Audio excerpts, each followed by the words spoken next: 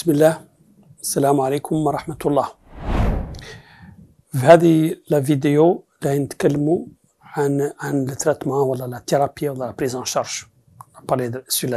تكلمنا عن لا ديفينيسيون، عن لانتيري، عن لا ميزور، عن لي فاكتور دو ديبيستاج ولا l'évaluation des facteurs de risque. Maintenant, on va parler de traitement ou de la thérapie.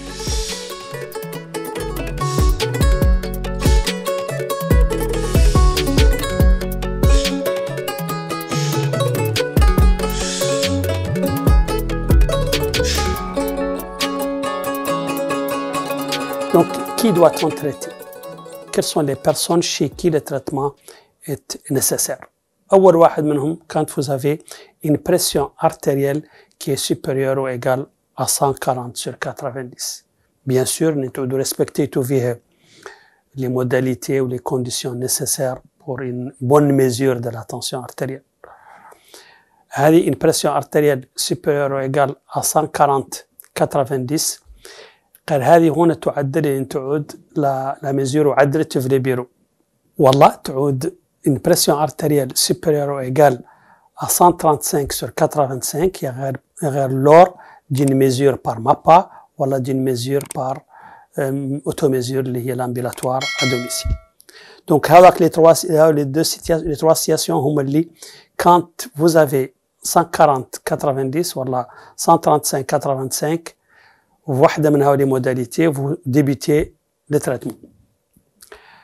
La situation الأخرى اللي débutez فيها le traitement هي quand vous avez une pression artérielle supérieure ou égale à 130 sur 80 mais avec des très hauts facteurs de risque comme défini précédemment voilà un risque calculé par le risque score de plus de 10% يقير عقب 3 mois de mesures hygiéno-diététiques.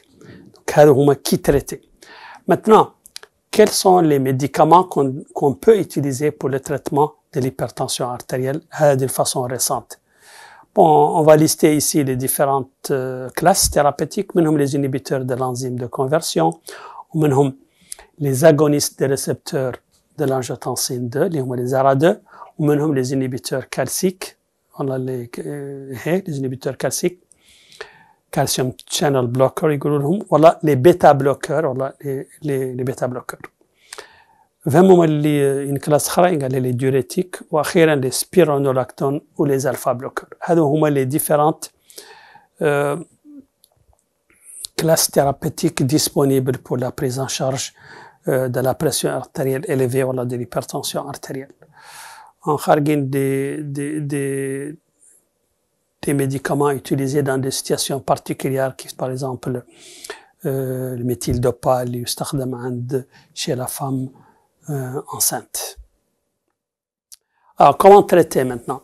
Les nouvelles guidelines, ils ont apporté quelques modifications de comment, الطريقة اللي يتيليزاو بها les médicaments. les éléments المهمين في la thérapie هنا هما إنه le traitement doit toujours commencer par une bithérapie معناها 2 médicaments antihypertenseurs يutiliزاو المرة الأولى de préférence إنهم يعودوا en seul comprimé معناها في une combinaison fixe.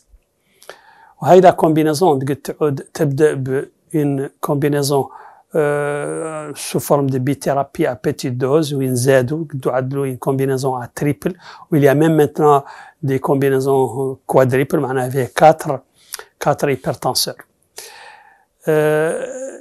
Le spironolactone هذا qu'il commence à avoir un intérêt وخاصة la tension n'a pas pu être maîtrisée par les ISE ولا les ARA2 ولا les inhibiteurs calciques. Donc il vient en 4e position ولا en 5e position par rapport au bêta-bloqueur. Les bêta-bloqueurs هنا يutilisaient ولا تعود في من situation particulière كيف l'insuffisance cardiaque, l'ischémie ولا la tachycardie.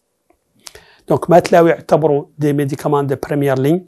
يعتبروا quand vous avez, soit vous avez une insuffisance cardiaque, ou une ischémie, ou une tachycardie, ou vous avez une hypertension artérielle qui commence à être multirésistante, ou résistante. Et donc, les autres médicaments, et donc vous pouvez rajouter un bêta-bloqueur. Quand est-ce qu'on doit changer ou adapter les doses? On considère que l'adaptation des doses se fait à peu près tous les mois à 3 mois. Et ouais, quel est l'objectif tensionnel? Quand on traite, on doit viser quel objectif? L'objectif tensionnel, en tout cas pour la majorité, هو 120 sur 70 à 129-80. معناها أقل من 130-80.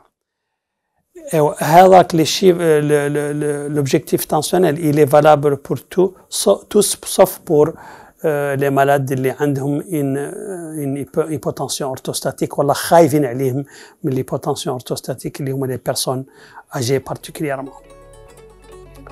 السلام عليكم ورحمة الله.